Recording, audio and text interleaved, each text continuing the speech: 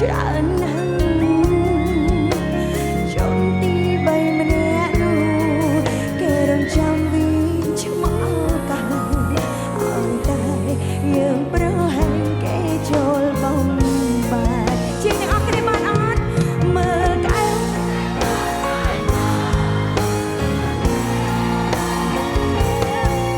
កុំរេបាយជួយខ្លាចក្លែងមានស្អែក្រងល្អសខ្មៅបងគួររៀនចេះបែងចែក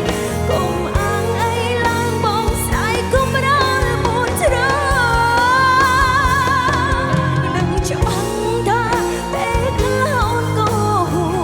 ហើយតែព្រោះស្រឡាញ់បងពេកអញ្ចឹង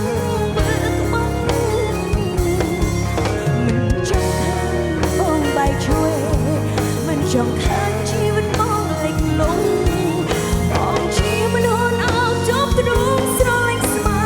ជីវិតបងជាមនុស្សអោបជប់ទ្រូង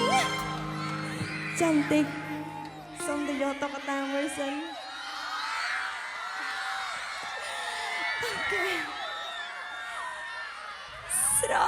ឡាញ់ស្មើជីវិត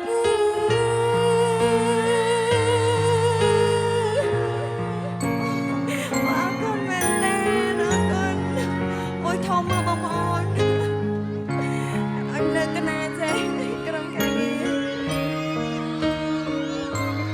អរគុណអរគុណអូនអរគុណ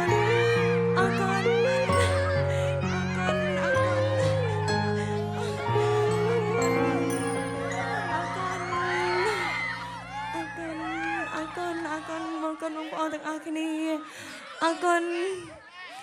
ញ៉ាជូនក្តីស្រឡាញ់ដល់បងប្អូនអរគុណជម្រាបសួរម្ដងទៀតអ្នកខេត្តក្រចេះចាអូខេ